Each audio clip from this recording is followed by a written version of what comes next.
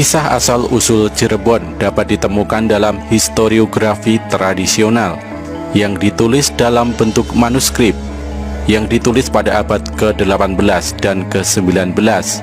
Naskah-naskah tersebut dapat dijadikan pegangan sementara sehingga sumber primer ditemukan. Di antara naskah-naskah yang memuat sejarah awal Cirebon adalah Carita Purwaka Carubanagari, Babat Cirebon, Sejarah Kasultanan Cirebon, Babat Walangsungsang, dan lain-lain.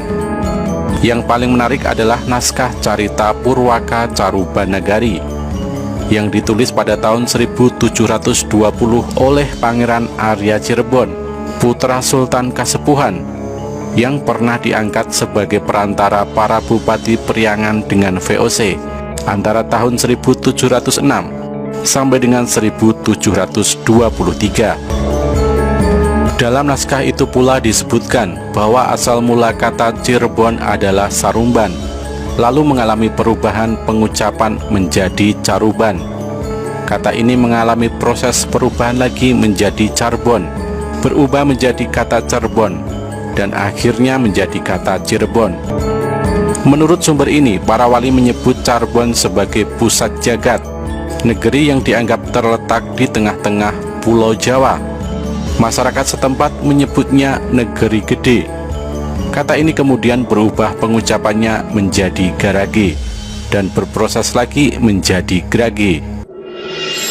Menurut PS Sulendraningrat, penanggung jawab sejarah Cirebon, munculnya istilah tersebut dikaitkan dengan pembuatan terasi yang dilakukan oleh Pangeran Cakrabumi alias Cakrabuana.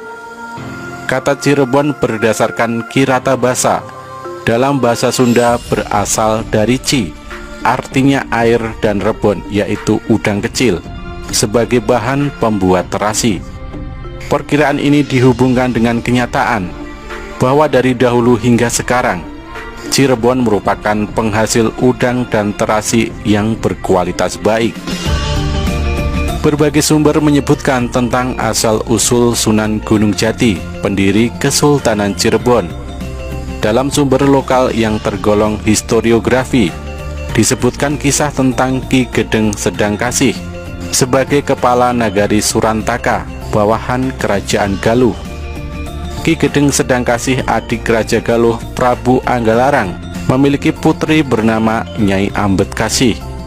Putrinya ini dinikahkan dengan Raden Pamanahrasa, putra dari Prabu Anggalarang. Karena Raden Pamanahrasa memenangkan sayembara, lalu menikahi putri Ki Gedeng Tapa yang bernama Nyai Subanglarang dari Nagari Singapura, tetangga Nagari Surantaka. Dari perkawinan tersebut lahirlah 3 orang anak, yaitu Raden Walangsungsang, Nyai Larasantang, dan Raja Sangara. Setelah ibunya meninggal, Raden Walangsungsang serta Nyai Larasantang meninggalkan keraton dan tinggal di rumah pendeta Buddha Ki Gedeng Danuwarsih. Putri Ki Gedeng Danuwarsih yang bernama Nyai Indanggelis dinikahi Raden Walangsungsang serta berguru agama Islam kepada Syekh Datuk Kahfi. Raden Walangsungsang diberi nama baru yaitu Ki Samadullah, dan kelak sepulang dari Tanah Suci diganti nama menjadi Haji Abdullah Iman. Atas anjuran gurunya, Raden Walangsungsang membuka daerah baru yang diberi nama Tegal Alang-Alang atau Kebon Pesisir.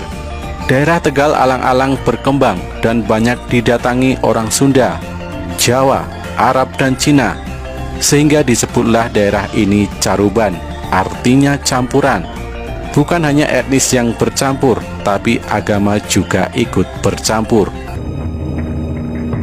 Atas saran gurunya, Raden Walangsungsang pergi ke Tanah Suci bersama adiknya Nyai Larasantang. Di Tanah Suci inilah adiknya dinikahi Maulana Sultan Muhammad yang bergelar Syarif Abdullah, keturunan Bani Hasyim putra Nurul Alim. Nyai Larasantang berganti nama menjadi Syarifah Mudaim. Dari perkawinan ini lahirlah Syarif Hidayatullah yang kelak menjadi Sunan Gunung Jati. Dilihat dari genealogi, Syarif Hidayatullah yang nantinya menjadi salah seorang wali songo. Sesudah adiknya menikah, Ki Samadullah atau Abdullah Iman pulang ke Jawa. Setibanya di tanah air mendirikan Masjid Jalagrahan dan membuat rumah besar yang nantinya menjadi Keraton Pakungwati. Setelah Ki Danusela meninggal, Ki Samadullah diangkat menjadi Kuwu Caruban dan digelari Pangeran Cakrabuana. Pakuwuan ini ditingkatkan menjadi Nagari Caruban Larang. Pangeran Cakrabuana mendapat gelar dari ayahandanya Prabu Siliwangi sebagai Sri Mangana dan dianggap sebagai cara untuk melegitimasi kekuasaan Pangeran Cakrabuana. Setelah berguru di berbagai negara, kemudian tiba di Jawa. Dengan persetujuan Sunan Ampel dan para wali lainnya, disarankan untuk menyebarkan agama Islam di Tatar Sunda.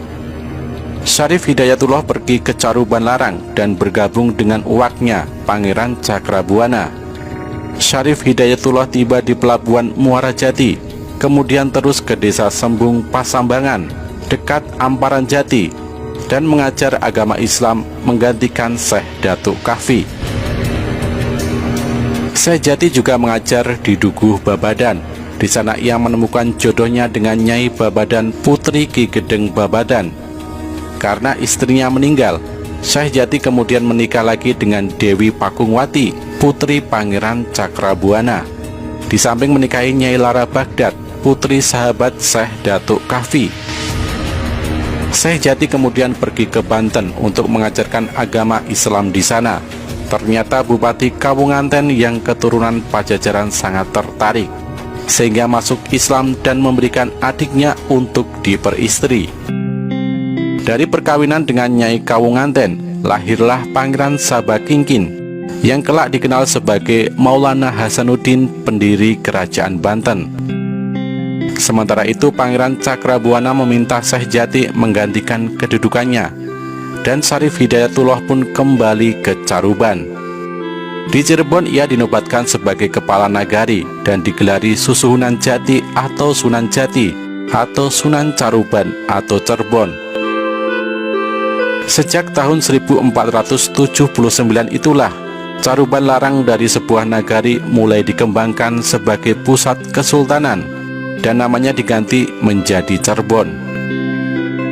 Pada awal abad ke-16, Cirebon dikenal sebagai kota perdagangan, terutama untuk komoditas beras dan hasil bumi yang diekspor ke Malaka. Seorang sejarawan Portugis, João de Barros, dalam tulisannya yang berjudul Da Asia bercerita tentang hal tersebut. Sumber lainnya yang memberikan Cirebon periode awal adalah Medes Pinto, yang pergi ke Banten untuk mengapalkan lada. Pada tahun 1596, rombongan pedagang Belanda di bawah pimpinan Cornelis de Houtman mendarat di Banten. Pada tahun yang sama, orang Belanda pertama yang datang ke Cirebon melaporkan bahwa Cirebon pada waktu itu merupakan kota dagang yang relatif kuat, yang sekelilingnya dibentengi dengan sebuah aliran sungai. Sejak awal berdirinya, batas-batas wilayah Kesultanan Cirebon termasuk bermasalah. Hal ini disebabkan pelabuhan kerajaan Sunda, yaitu Sunda Kalapa, berhasil ditaklukkan. Ketika Banten muncul sebagai kesultanan yang berdaulat di tangan putra Susuhunan Jati, yaitu Maulana Hasanuddin, masalahnya kemudian timbul. Apakah Sunda Kalapa termasuk kekuasaan Cirebon atau Banten? Bagi Kesultanan Banten, batas wilayah ini dibuat mudah saja dan tidak pernah menimbulkan konflik. Hanya saja pada tahun 1679 dan 1681, Cirebon pernah mengklaim daerah Sumedang, Indramayu, Galuh, dan Sukapura, yang saat itu dipengaruhi Banten sebagai wilayah pengaruhnya.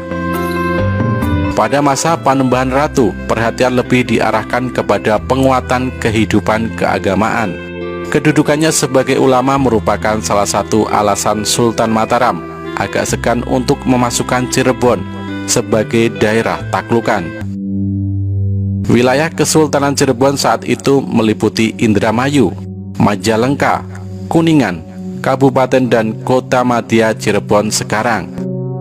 Ketika Panembahan Ratu wafat pada tahun 1649, ia digantikan oleh cucunya Panembahan Girilaya atau Panembahan Ratu II.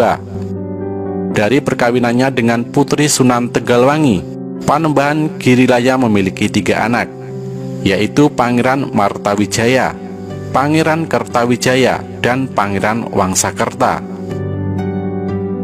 Sejak tahun 1678, di bawah perlindungan Banten, Kesultanan Cirebon terbagi 3, yaitu pertama, Kesultanan Kasepuhan dirajai Pangeran Martawijaya atau dikenal dengan Sultan Sepuh I.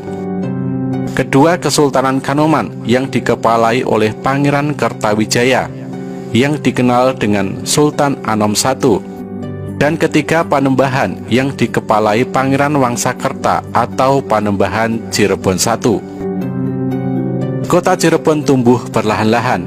Pada tahun 1800, Presiden Waterloo mencoba membuat pipa saluran air yang mengalir dari Linggajati, tetapi akhirnya terbengkalai. Pada tahun 1858, di Cirebon terdapat 5 buah toko eceran 2 perusahaan dagang. Pada tahun 1865, tercatat ekspor gula sejumlah 200.000 pikulan atau kuintal. Dan pada tahun 1868, 3 perusahaan Batavia yang bergerak di bidang perdagangan gula membuka cabangnya di Cirebon. Pada tahun 1877, di sana sudah berdiri pabrik es dan pipa air minum yang menghubungkan sumur-sumur artesis dengan perumahan yang dibangun pada tahun 1877. Pada awal abad ke-20, Cirebon merupakan salah satu dari 5 kota pelabuhan terbesar di Hindia Belanda dengan jumlah penduduk 23.500 orang. Produk utamanya adalah beras, ikan, tembakau, dan gula.